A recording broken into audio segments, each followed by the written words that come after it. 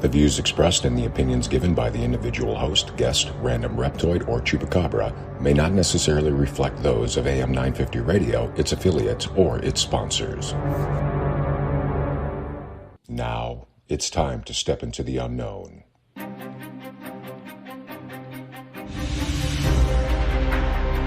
There are things people experience but never talk about. A shadow moving in the corner, flickering of the lights, a disembodied voice. We invite you to talk with us. Share your story, share your experience, because this isn't just your story, this is our story. This is GhostBox Radio with Greg Bakun. And this is GhostBox Radio on AM 950, where every night we talk about the paranormal, ufology, Bigfoot, and so much more. My name is Greg Bakun. Thank you very much for joining me. Happy Monday, everybody. I hope that you had a fantastic weekend in the frigid cold. I hope that some of you did not turn into ice cubes over the weekend. We're actually doing a pre-record tonight because for a couple of reasons, but one of them is also, and I'm going to be very honest here. I'm not ashamed of self-promotion over here. January 22nd is my birthday. And it's actually a big milestone birthday for me, which, they're numbers that don't need to be shared, just need to know that they're milestone numbers. And I decided I'm taking the night off, and I'm just going to stay around. I'm in my little bungalow in St. Michael, and just going to enjoy the day, and probably listen to us as it happens Monday night. So I just wanted to get that out there. But one of the things that I am really bad at is I haven't been bringing on a lot of true crime. We do occasionally, but there is so much more that we can, nay, should do. And I wanted to do so. Now, some of you might remember that we had a gentleman on a few weeks ago by the name of Mr. Zero, and he had talked about a lot of things, and a lot of things that I was very interested in as it happens. But he had reminded me that he works with somebody who does her own true crime podcast with her sister. And so we're going to be talking about that tonight. Drinking the Kool-Aid is a true crime and paranormal podcast hosted by Megs and Hannah. They do deep dives into recent and cold cases, unsolved mysteries, serial killers, disappearances, conspiracies, and pretty much all things spooky. Megs has also been on several episodes of Mr. Zero's Psycho Jello show, which I believe are Sunday mornings at, I don't know the exact time, but it's on WDGY. We talked about that when he was on. Megs, welcome to GhostBox Radio. Well, thank you so much for having me. I'm very excited to be here, and happy birthday. Right? I mean, who knew what 20 would look like? Yeah, right. Thank you very much. I really do appreciate that. It's so this is the great thing is about podcasts, which might be a detriment to you in some case, is the fact that there are so many that you're always finding out about new ones, and obviously you're going to want to have people listen to it. But when you find out about a new one, you find out about one that's true crime and paranormal, and one that is also local in Minnesota here. That's pretty exciting. Now, how long have you and Hannah been doing the podcast? We started it in March of 2020. March of 2020. Okay. Was that part? I mean, boy, that's right at the time of the lockdown. Was that a lockdown baby there that you kind of decided that's when we're going to do it because of that, or has it been? Well, yeah, it was one of those things where her and I had talked about it for a really long time. We kind of always joked hey, we should really start a podcast. And when the lockdown came about, we were like, wow, now's the time. We should really just go for it. I've listened to a couple of episodes of it, and it's very good. The style of podcast you do, which you're telling stories every week. You are putting together, and then you are breaking it apart so that it fits within chunks of time, so that it's not overstaying its welcome, which I personally appreciate. And when I do podcasts, unfortunately, I don't listen to myself when I do those. But that's a lot of work, isn't it? Oh, it's an extreme amount of work. I'm putting in tons of hours. I mean, this is a full-time job that, you're not really getting paid for. It's just something I genuinely love doing. So we put, oh my gosh, I couldn't even estimate how many hours go into it every week. I have a little bit of a different structure. I know a lot of people love to lean hard on Google Yeah, as their form of yeah. gathering information, which is great. I mean, that can work for a lot of people, but I love books, like obsessed with books. I devour them. So I thought, why not dig into that, give authors a shout out at the top of each show, and tell people what books I'm using so that we can do it in a story format. And I mean, I've had a strong academic career, and I think there's nothing better when you're able to do something like what you're doing and be able to cite your sources. That seems like, I mean, because that, I mean, like you said, and once again, you're right. For people who are using Google to do their research, good for them. But if you're able to do that extra mile, but that's a long mile at the same time. So it is important that you know people understand what you're doing is extraordinarily time consuming, but it's going to be worth it for the listener. Yeah, you're going to end up getting those details in each case that you wouldn't just find out on the internet. It really digs in a lot deeper and takes you down that rabbit hole. So that's really the goal each week is, come on down this different rabbit hole that we're going to be talking about. And a lot of times those dives might take 3 or 4 episodes to get to the end.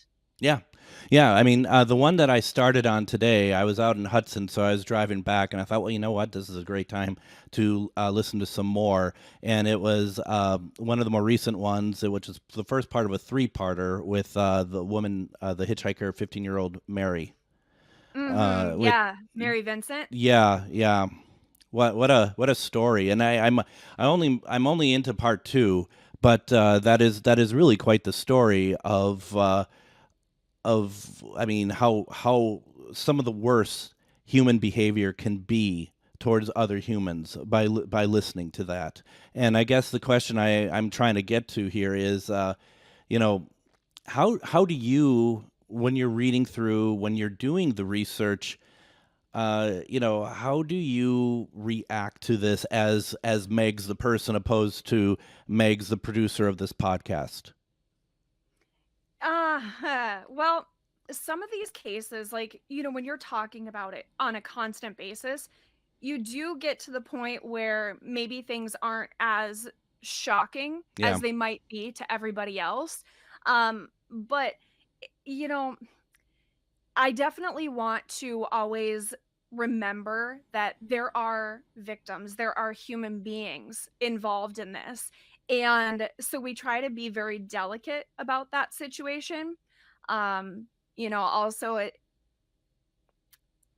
I'm totally blanking here on what No, I was gonna no, say. but I mean, in a sense, I mean, I understand that too, in the sense of being desensitized, and that's not a cruel word, I don't think, in the work that we do, because there is a point. I mean, you just even look at like the inspectors and stuff who actually run the cases and the stuff that they must see on a regular basis. If if they don't get desensitized to it, there nothing would ever get done. Not to say that we're on the same level of what they're doing, but at the same time, if we're trying to share out a story, you're approaching it. I mean, for example, once again, the Mary episode, you're approaching it by alerting people at the top of the program that there are these, some of this stuff might trigger, and that you should be aware. So if this is something that you do not want to hear more about, this is a time to drop out, basically. Yeah, I mean, I don't offer a trigger warning at the top of every episode, but some of them just feel more gruesome, and we are going to get into those really, nitty-gritty details. So I do try to say, like, hey, this is what you could expect. So yeah, if this isn't for you, why don't you move on to the next one? Yeah, and there's nothing wrong with that. I mean, that's just it. And another one that I listened to was the Queen Mary, because I mean, I've investigated there, so I've it's like I'm just curious to hear, and no one's getting their arms chopped off in that one. Yeah, No. people are dying, but I mean that. Do you think that is important for us to know, like the level of what Larry did to Mary, for us to be able to, I don't know, I guess, to fully understand why people like this are so horrible? I think that's actually a controversial topic Sure. among the true crime community because some people say, you know what? We absolutely should not be discussing those details because you can tell the story without it. I'm kind of on the opposite side of that, where I think it is important to understand exactly what a person went through and, let your mind wonder, how could somebody actually do something like this? It doesn't make any sense, but I guess that's a good thing that doesn't make sense to me. Well, and that's true. I mean, and I think that is a good point. I mean, it is gruesome. What happened to Mary is gruesome, it's cruel, but it's also, I think, there's a couple things in my mind is that when you share that out, it is important because you can't really tell the story about Mary and not dumb it down, I guess, but to kind of keep it PG because it was so horrific. But it really adds to the true testament and her own resilience as a 15-year-old as to what she was able to overcome within hours of this brutal attack, and to show how the humans can really recover in a sense to kind of keep their wherewithal, and she's just extraordinary. Right, exactly. And, when she overcomes everything, she's able to then make her life, in my point of view, even better. Hmm. You know, maybe she doesn't have her arms anymore. That is true, but she also learned so many things along the way. And then, I don't want to ruin it for you. I'm not sure which part it comes up Sure. in. But she's able to make her own prosthetics, like fix them and make them better than just regular prosthetics, which I think is amazing. It is amazing. And I'm curious, does she implement that out to like other people to help other people with prosthetics, or is it just for herself? That wasn't anything that I saw in any of the articles that I read, though I wish that is something she did. As far as I know, it's just something that she does for herself. Mm. And the reason why I ask is sometimes, in my world of paranormal and with mediums and stuff, you feel like that sometimes people are brought in, that they have certain situations that happen to them because they're there to help the world, because of those situations. I think you can also say maybe it's not the arm thing for her, but she was able to quickly identify and get police onto Larry.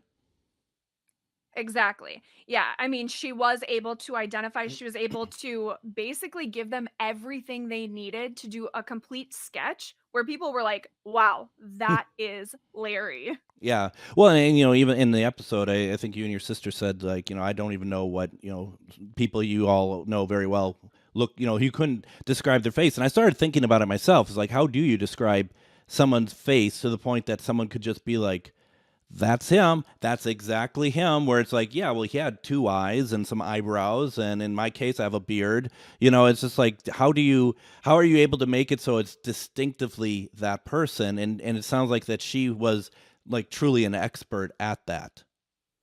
Yeah, she, thank goodness, was so good at it, and it would be something that's interesting to dive into at some point.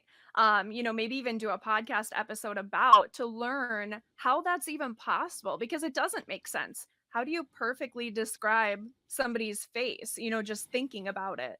It feels like, from what I listened, that she was just determined to not let him win, and like you said in the podcast, it wasn't even about herself. It was about, I got to stop somebody from I got to stop this Larry guy from going on to his next victim. I mean, it's just this, once again, this 15-year-old who just really kept it together when the worst possible thing could have has happened to her, and she was able to make a huge difference.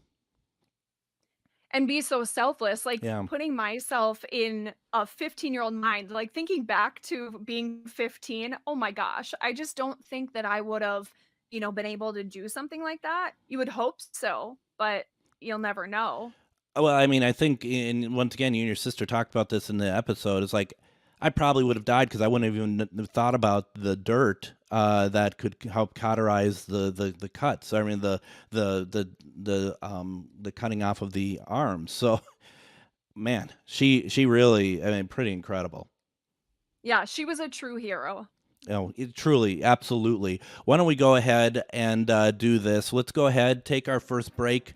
When we come back, we are going to continue our conversation with Megs. We're talking about Drinking the Kool-Aid podcast. It's a true crime podcast. We have a lot more to talk about. You're listening to GhostBox Radio on AM 950.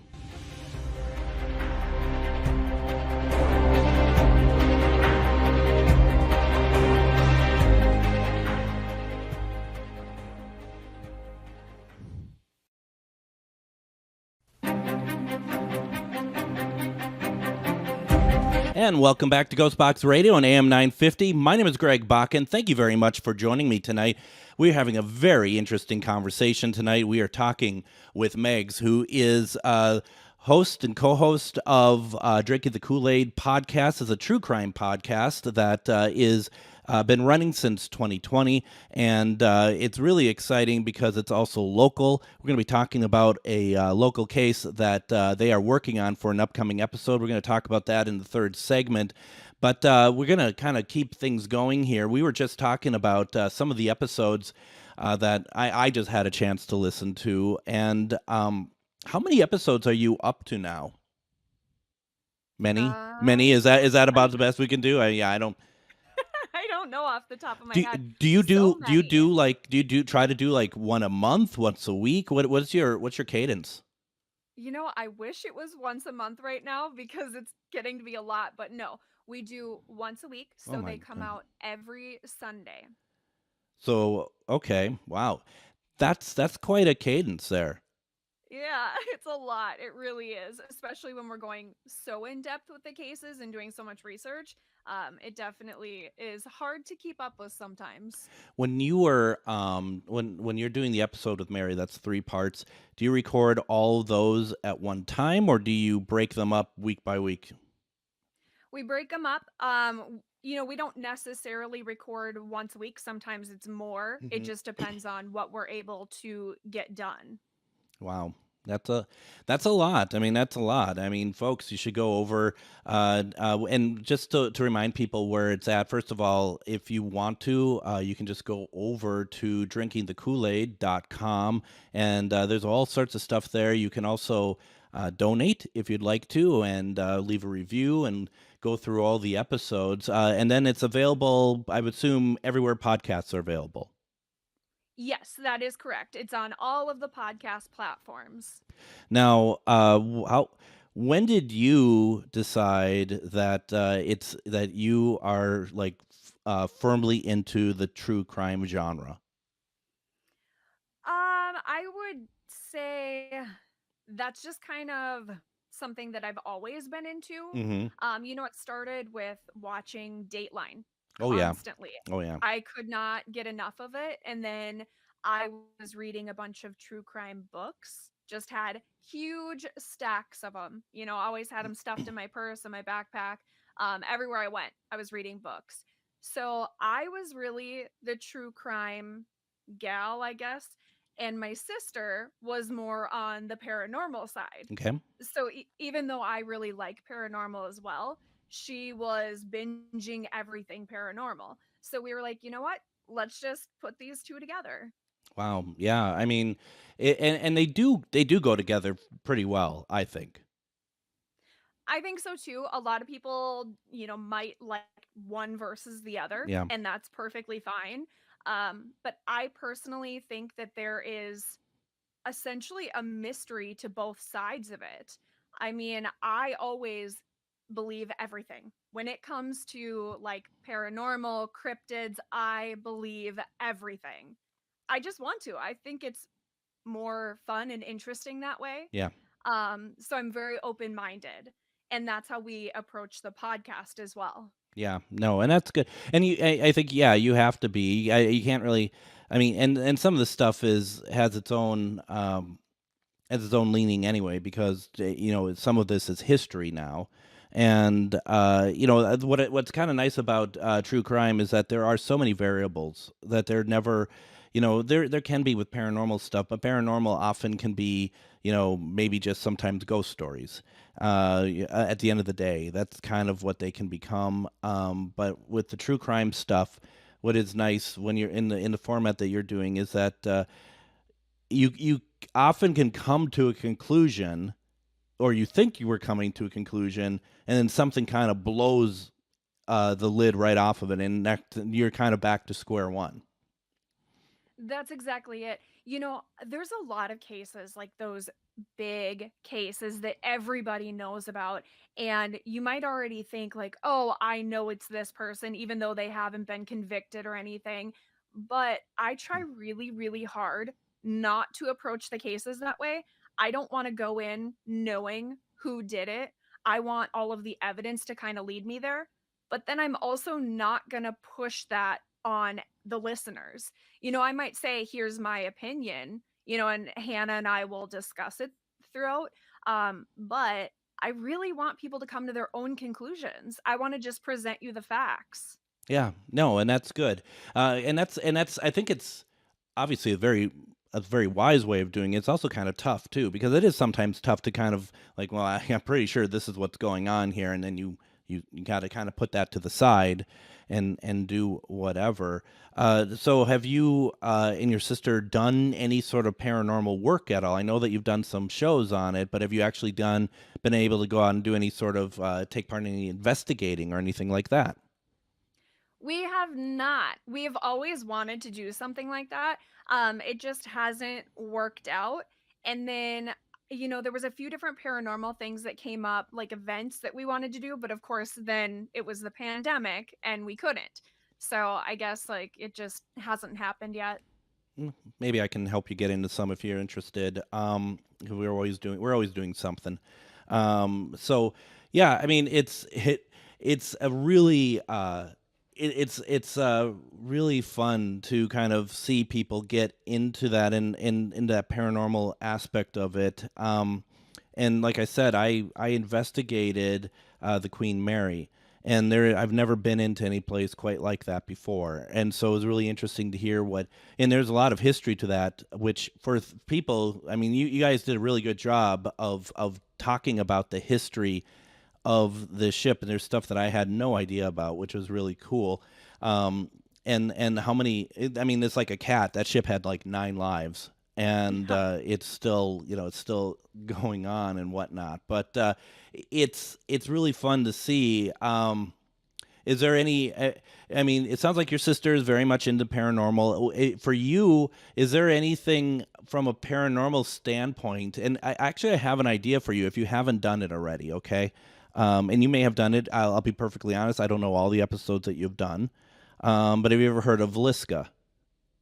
I have, yeah, the Vliska axe murders. Yes. Yeah. We did cover that. Did you cover that? Okay, nice. Yeah. I'm gonna have to check that out. It's because I've investigated there a number of times, and that place is it's dark. It's a dark place, and I'm not one to say that often about locations because it's like some places just are kind of misunderstood. Paranormal is not inherently dark like people like to think it is, but that place is. So is there has there been anything that you wanted to do that you thought about paranormal wise, or your sister was interested in trying to do?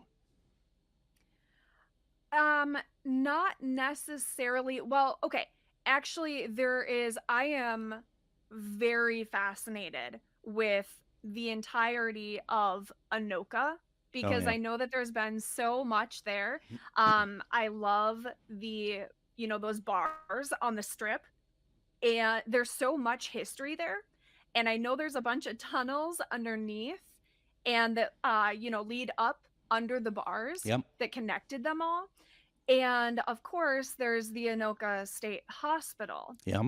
So I'm really interested in all of that, and I'm very much hoping to do some type of big episode, maybe towards like October of this year. That'd be cool. If you ever have a chance, we do a monthly get together in Anoka at Billy's called Ghost Stories and Beyond. And February, it's the first Wednesday in February. I think it's the 7th. We are going to be playing 18. We call it 18 minutes, and that is 18 minutes of paranormal investigation that we got at the Grant House in Rush City, and it's probably one of the most profound recordings that we've ever had done. That really has a lot of different aspects of the paranormal that come across in 18 minutes. And yeah, and I say that for anybody who is listening, please come out because it's very powerful. And that's kind of what we look for, isn't it? When we do this work that we do, something that's powerful, and not because we want to shock people or anything, but we want to be able to kind of showcase the stuff at its best and sometimes at its worst, I suppose. Yeah, that sounds really fascinating. Like I would love to do that. I'll have to talk to Hannah and we'll make it out to one of those. Yeah, I'll send you some information about that if you're interested in doing that. And you know, when you're doing all these episodes, is there any that stand out? And I don't, when I say like as a favorite, I mean, you know what I mean. It's not like that we're really excited about this particular killer or anything, but I mean, just the aspects of it that really still to this day is just like really kind of stayed with you. Is there anything that kind of leaps out like that?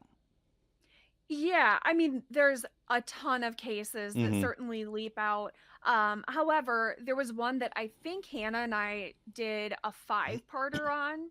Wow. Her name was Ellen Greenberg, and she was a very young teacher. And she came home to her apartment one day, and her fiance, Sam, said that he was going to the gym. So he left for what he says was maybe 45 minutes. But the gym was located in their complex, so he didn't go Mm. far. When he came back, the door was locked and it had, like that little latch across it. So he couldn't get in. It was locked from the inside. She had many, many stab wounds to the back of her head, and it was ruled a suicide, which just baffles me when you actually look at it. It looks very impossible to me. And I think that there's a lot of holes in the story, but that's where they left it. And once it was ruled a suicide, they would not change it back to homicide. Wow. That's incredible.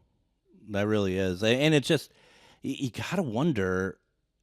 Were they questioned about it at the time when as far as like the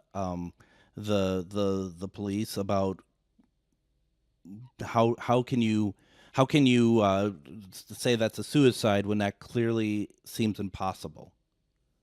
Yeah, I think that they came up with like a lot of reasons why it was a suicide. They Hmm. really tried hard to frame it that way. And it just never made sense though. And people didn't push it really hard. Now everyone's looking at it and going, actually, there's a lot of problems with this case. And there could be some, money talking, people paying off others.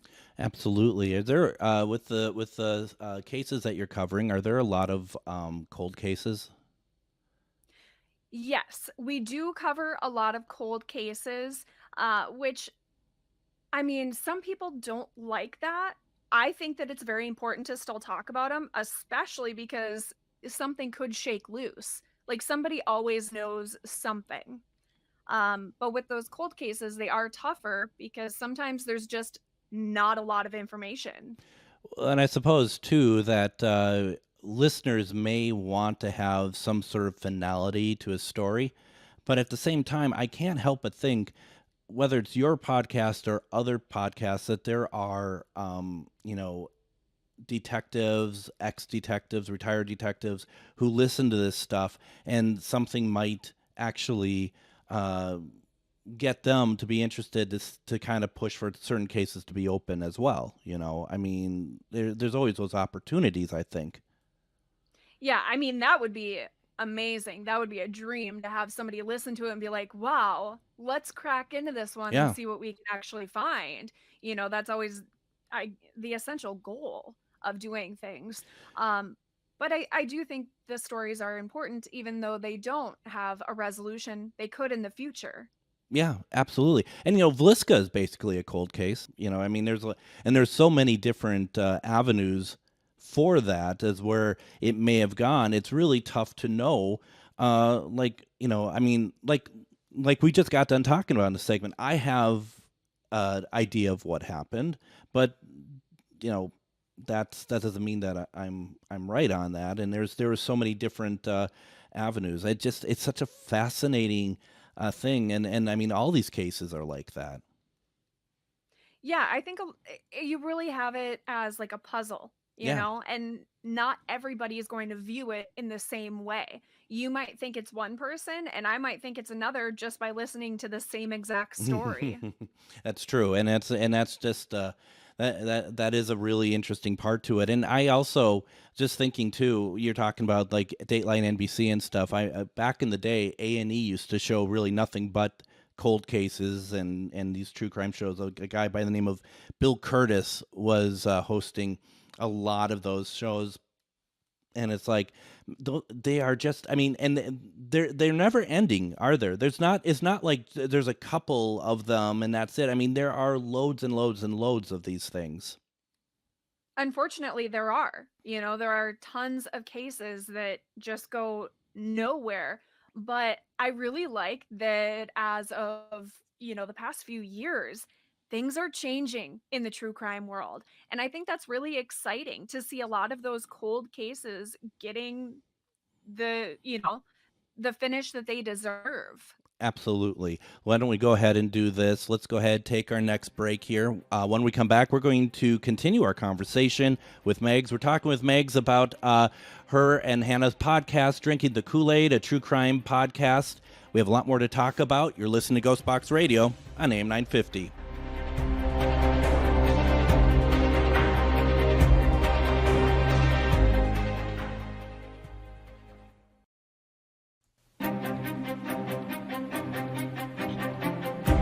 And join me tomorrow on GhostBox Radio with Greg Bakun. We're going to bring back Joe Franke. You might remember Joe. He is a paranormal investigator, and he is part of the Warren Legacy Foundation, which means that back in 1986, he joined Ed and Lorraine Warren and had been investigating with them up until their deaths in the first part of this century. We are actually going to be talking with him tomorrow about the Amityville case. And the reason why I wanted to talk with him about it is because I wanted to get the Warren perspective of what happened on that case, because there are so many people who think so many different things about it. Now, Joe himself was not actually at the investigation. He had not joined them at that point, but Ed Warren had taken a great deal of time to download Joe about the case. He did that to many of the cases that the Warrens took part in because he really wanted to teach Joe kind of like the backstory and everything else about what made the Warrens, what made their investigating work. So that's going to be tomorrow. We're going to have Joe Franke on. We are finishing up our conversation with Megs and her podcast, along with her sister, Drinking the Kool-Aid. Now, that's a COOL. Let's just make sure we get that right. I have a feeling that she didn't want to try to break in any copyright issues there. That drinkingthekoolaid.com. And it's a true crime podcast. We've been talking about it. It's very good. I would definitely ask everyone if you have a chance. I mean, you're always looking for podcasts, and if you don't know about this one, please check it out. You can hear about some very interesting things on there. And Megs, as we kind of get into our final segment here, it's so what do you think of the journey so far with the podcast? I mean, we've definitely grown a lot. Yeah. The first many episodes were just not our best. We definitely want to go back and redo Hmm. a lot of things.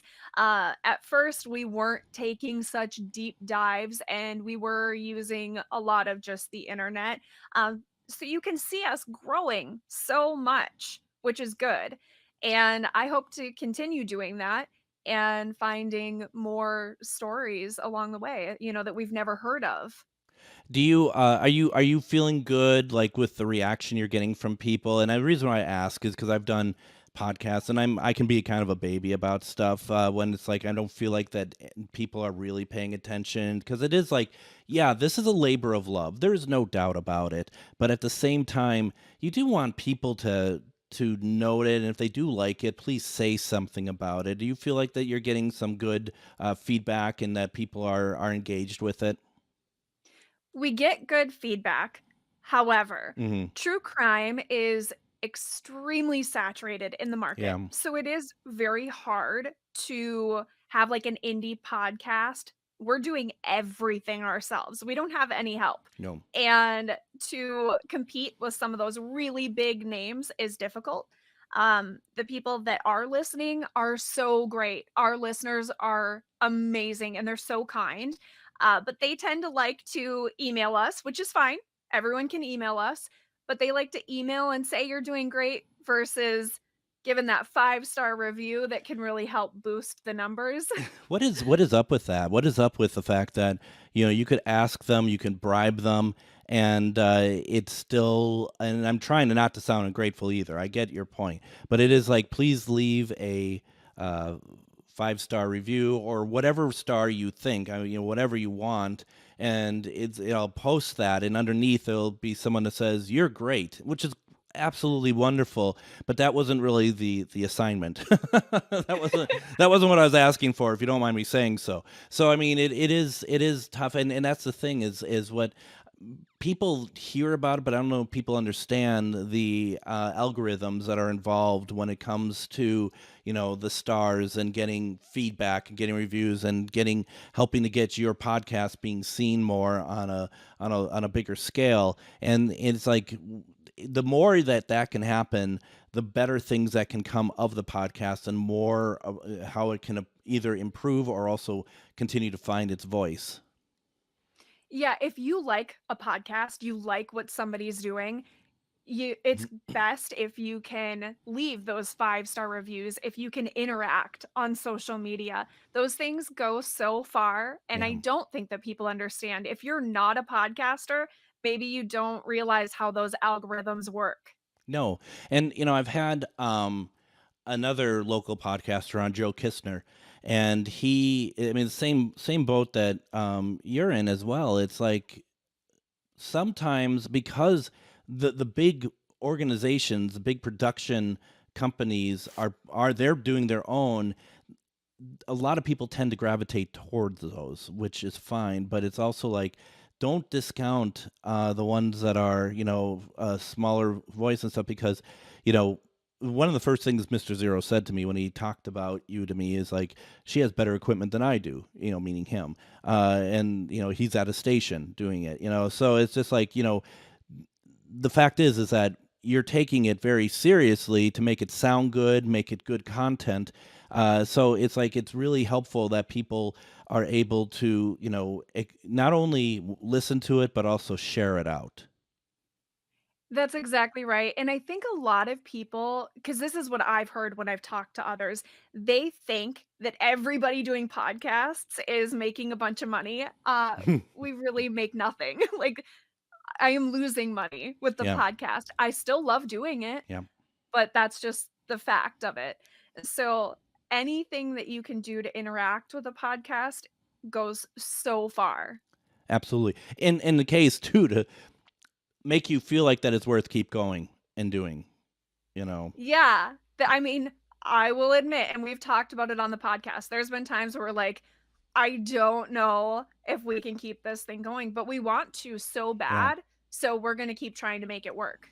So we were talking during break that especially as we're talking about local podcasts and stuff, that you are working on a multi-part episode that is going to be coming out at some point. And would you like to talk about it a little bit? Yes. Now, this one actually might not be a multi-part episode, Okay.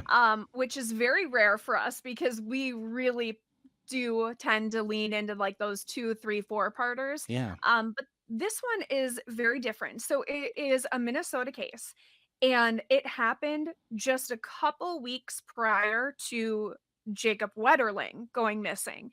So this is the case of Amy Paniak. Mhm. Have you ever heard of that I one? actually haven't. No. I had not either. And see, this is the disturbing part of it. There is virtually nothing online. Like, I'm having such a hard time finding anything, but the basics of it from what I have currently, because I just started working on this, so it's a couple weeks out. Um, Amy had been with her father, Hmm. and they were working out in the fields, and he stopped at a gas station, which it says was maybe 2 miles from their house. He had to use the restroom. And in the time that he went into the restroom and came back out, Amy was missing from the car. Oh, She was wow. 13 years old. And this case was filed as a runaway. She had run away in the past, but they didn't think that her parents did not think she ran away this time, and they were very concerned when they called the cops. But because it was filed as a runaway case, there was no headlines for this. It didn't even hit the news. Nobody knew about it. And unfortunately, it's unsolved to this day. They have nothing. And now it's an active investigation, but that's a long time to go. Yeah, yeah, and it didn't get anything near the exposure that Jacobs did. No, and of course you're always thrilled that somebody's case has hit, that national headline, Yeah. but it it's awful that somebody else's didn't. Well, and that's just it. I mean, that's a really good point. I mean, it's like, it's you got to wonder. I mean, this is probably I'm probably going down the wrong road with this. So if I come across insensitive, I do apologize. But you got to wonder. I mean, there was a lot. I mean, it was so intense with Jacob Wetterling, especially the first month after he was abducted. That I mean, I think all of us thought that it was going to be a no-brainer that that he was going to be found. But what if more was given to her case? Would it maybe been that there was more of a chance for resolution for that? I mean, you don't know. We don't know. We'll never know that. But I think aloud about that. Yeah, you never do know, but what do they always say? It's the first 48 hours Yeah, that make the biggest difference in a case. And because they filed it as a runaway and they did nothing, they didn't do anything for those 48 hours. And that was the crucial part. yeah. I mean, it's scary to think that that happened, that was allowed to happen, and here they are. So, I mean, once again, I mean, I can't put too fine of a point, Megs, on the fact of what you're doing and what other people are doing. At the very least, you're giving a voice to her, by reporting and talking about what had happened. At the very least, that she hasn't been forgotten. And that's exactly what I was hoping to do. And unfortunately, with that case, because there is so little information, it does make it hard. And a lot of times, podcasters will be like, oh, there's just not enough. I can't do this case. I'm not going to go down that road. We are covering it regardless of how much we find. I will find the absolute most that I can, but I want to be able to talk about what happened to her. And they don't have to be. I mean, I'm not trying to tell you how to do your show, but I mean, they don't have to be full hour episodes when it comes to something that, if you don't have a full hour or you fill it up with something else. I mean, I like the fact you're not shying away from it just because maybe there isn't as much as Mary's case was, so yeah, I mean, well done to you and Hannah for that. That's great. And I got into the paranormal for that reason alone, was talking to spirits so that they are not forgotten. Is really what it comes down for me at the end of the day. So I mean, it's so great that you're able to do that with not her, but all the cases that you're talking about. And I will say, I actually listened to several of your episodes. I've been binging it all week, probably like at least 20 of them. Goodness. And I'm going to tell you, one of the problems with your show is that it's forcing me to buy more books, which is great for the authors, but my bank account is not thrilled. I already got one of them. Oh, what you get? Oh my gosh, Michael J. Warden is one of my favorite people, and I'm going to let him know that you got that, because he's. You should talk to him. I would love to, and I actually want to cover this case on the show at some point. I love the book and the structure. Like, I haven't even read very much of it, just a little, but it's like an 8.5 by 11. Yeah, and that's his first true crime that he had done. As you know, you've listened to the episode. Yeah. So I'll get that worked out so that you two can chat if you want, if you haven't done so already. So yeah, absolutely. And then we just have a couple minutes left. First of all, once again, I invite people to go to drinkingthekoolaid.com to go there and listen and binge on Meg's and Hannah's podcast. Please do so, because we're all just trying to be able to express ourselves, express what our passions are, and when it's good, please do so. But also, real fast, like I said, I have about a minute 30 left. We had Mr. Zero on. You help him on his show. Is it once in a while or all the time? It's once in a while, but once in a while kind of means like often. Because I've been listening to those as well. I'm a big like Beatles and Monkees fan, so him and I, we bonded over that. It's really cool. And it's good that you're able to take part in all of that. Is that music and stuff that you're interested in? I mean, it must be, right? That's a dumb question. No, it's not a dumb question. Do you like music? I absolutely love it. Yes, I like music. I love that music, and I have seen Mickey Dolenz. I actually went with Mr. Zero and my parents. Oh, wow, that's cool. That is very cool. Mm-hmm. I love it. So once again, folks, please go over to drinkingthekoolaid.com. Listen to some episodes anywhere that you get your podcasts. You are able to find it. I found it on Spotify. Super easy. But remember, Kool-Aid is Coolaid for this podcast. So please do so. Check it out. Megs, thank you so much for joining me. And I hope that you can come back if there's something you want to talk about, if there's a case or something you want to promote. Feel free to let me know and we'll get you back on. I absolutely would love that. Thank you and happy birthday. Oh, thank you very much. And that is going to do it for us tonight. Like I said, join us tomorrow as we talk to Joe Frankie. We're going to be talking about the Amityville Horror of all things. What a great way to spend a Tuesday. Thank you all very much. We will talk to you later. Have a great night.